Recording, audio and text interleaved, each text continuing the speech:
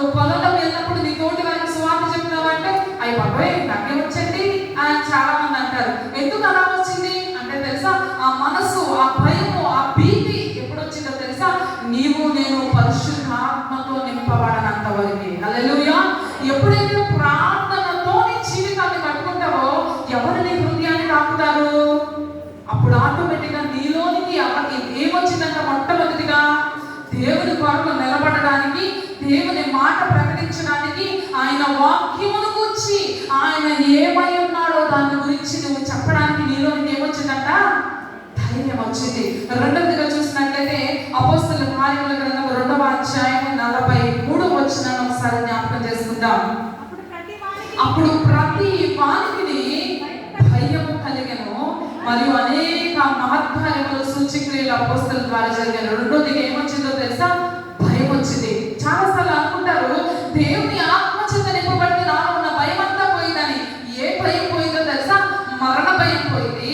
ఏ భయం వచ్చిందో తెలుసా, దేవుని ఎడల ఉండాల్సిన పవిత్రమైన భయం. అదే చెప్తాడు కీర్తనకారుడు 64వ సంకీర్తన 9వ వచనం ఒకసారి జ్ఞాపకం చేసుకుందాం. 64వ సంకీర్తన 9వ వచనం.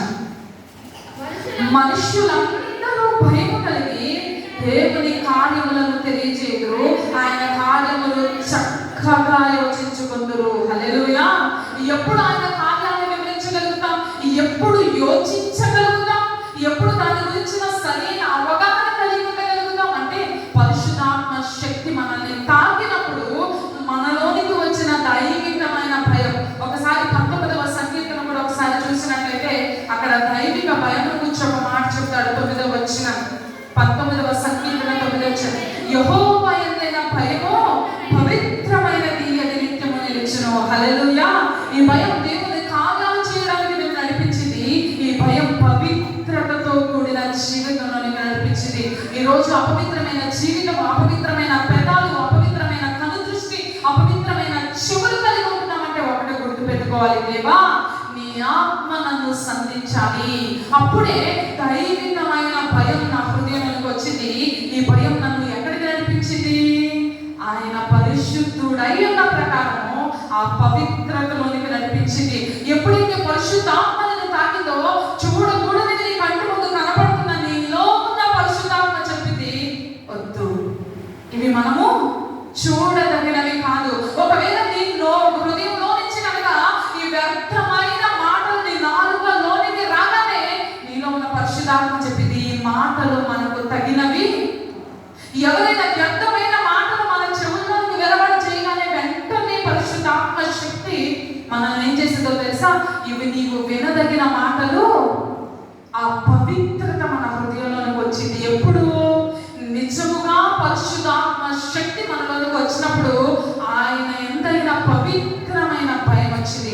మూడవదిగా చూసినట్లయితే అపోస్తలుల కార్యములు 2వ అధ్యాయము 46వ వచనాన్ని ఒకసారి జ్ఞాపకం చేసుకుందాం. మరియు వారు ఏక మనస్కులై ప్రతి దినము చాలండి. మొట్టమొదటి మూడవదిగా ఏమొచ్చిందంట, ఏక మనస్సు. ఎప్పుడైనా నీకు నీ తోటి వారికి, నీతో ఉన్న వారికి అస్సలు కలవట్లేదు అని అనిపిస్తుందా? ఎవరి దగ్గరికి వచ్చే ప్రార్థన ద్వారా, దేవా నీ ఆత్మ శక్తి దయచే. నా సంఘములో, నా సమాజంలో, నా ఇంటిలో ఏం కావాలి? ఏక మనస్సు కావాలి. విభేదాలతో, గొడవలతో, ఒకరికొకరికి పొత్తు కుదరని మనసు ఎవరి మనసు? అది దుష్టుడైన అపవాది మనసు. వెంటనే నీ మనసు గ్రహించగలగాలి, దేవా నీ పరిశుద్ధాత్మ శక్తి నా హృదయాన్ని తాకాలి. ముందు నాకు ఏం కావాలి? నాలోకి నీ యొక్క శక్తి ప్రభావము నాలో నుంచి నా ఇంటిలోనికి, నాలో నుంచి నా సమాజంలోనికి, నాలో నుంచి నా సంఘంలోనికి ఏ మనస్సు రావాలి?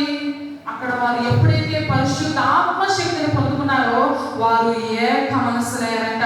ఏ సంఘం అయితే ఏక మనస్సు కలిగి ఉండితో ఆ సంఘం పరిశుద్ధాత్మ చేత నడిపించబడిన సంఘంగా ఉండింది. మనం దేన్ని కోరుకోవాలండి?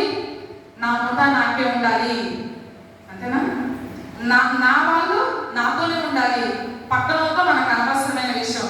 వాళ్ళ ముఠాలు అని ఎందుకంటే మీకు బాగా అర్థమైంది కదా. మనం పొలం పనులకు వెళ్ళేటప్పుడు ఖచ్చితంగా ఉపయోగించే పదం ఏంటి కదా? కానీ దైవికమైన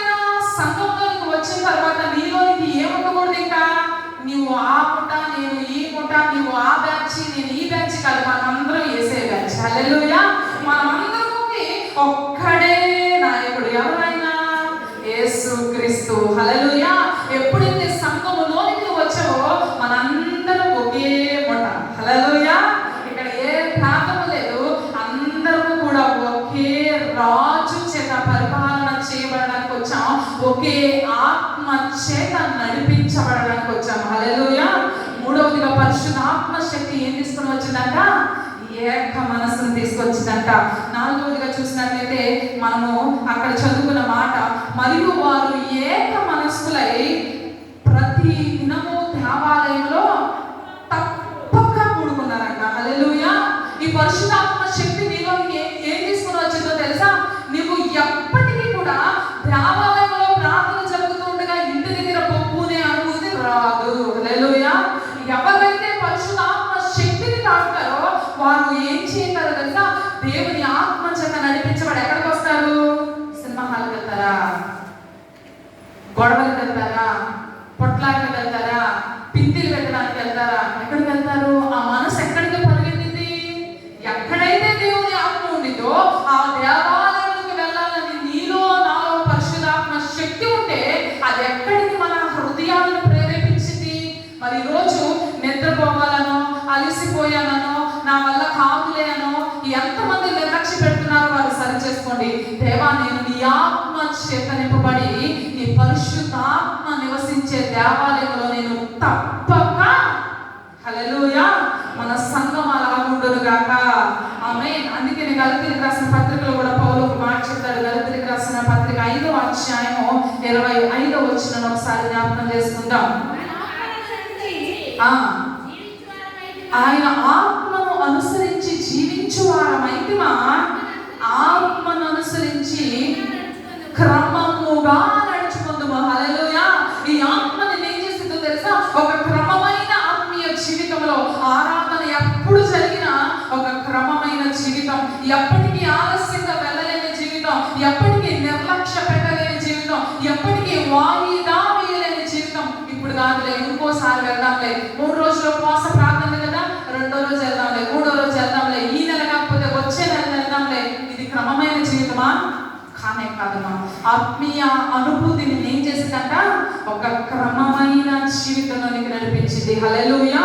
వారు దేవాలయంలో తప్పక కూడుకుంటారంటే ఎందుకో తెలుసా? వారు పరిశుద్ధాత్మ చేత తాకబడ్డారు. 5వదిగా చూసినట్లయితే 47వ వచనం, అపోస్తలుల కార్యములు 2వ అధ్యాయం.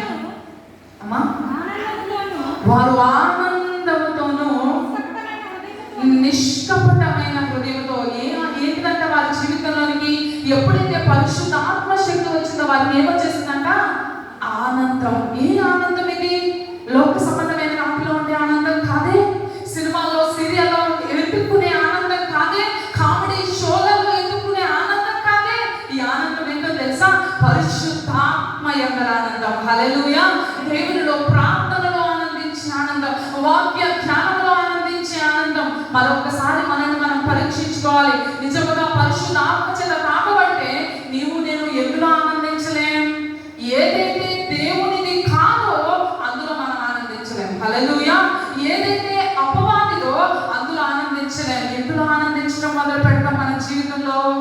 దేవునిలోనే. అందుకే పేతురు అంటాడు, పేతురు రాసిన మొదటి పత్రిక 1వ అధ్యాయము 8-9 వచనాలు ఒకసారి జ్ఞాపకం చేసుకున్నట్లయితే, పేతురు రాసిన మొదటి పత్రిక 1వ అధ్యాయం 8-9. మీరు ఆయనను చూడకపోయినను ఆయనను ప్రేమించుచున్నారు, ఇప్పుడు ఆయనను కన్నులారా చూడకయే విశ్వసించుచు మీ విశ్వాసమునకు కలుగు ఫలమును అనగా ఆత్మ రక్షణను పొందుచు చెప్పన సత్యమును మహిమాయుక్తమైన సంతోషం గలవారు ఆనందించున్నారు. హల్లెలూయా. ఏ ఆనందం అంట? కనీసము మాటల్లో కూడా చెప్పలేనంత మహిమాన్వితమైన సంతోషం. హల్లెలూయా. ఎప్పుడు వచ్చింది ఈ సంతోషం? ఈ లోకాన్ని విడిచి ప్రార్థనతో పరిశుద్ధాత్మ చేత తాకబడినప్పుడు ఆ ఆనందం మన గుండె లోతులో ఉండింది. హల్లెలూయా. ప్రార్థన చేద్దాం. దేవా, నేను నీలో ఆనందించాలి, నీవు ఇచ్చిన రక్షణగా ఆనందించాలి, ఈ చెప్పన అసఖ్యమైన మహిమాయుక్తమైన సంతోషంతో కూడిన ఆనందము నా హృదయంలోనికి రావాలి.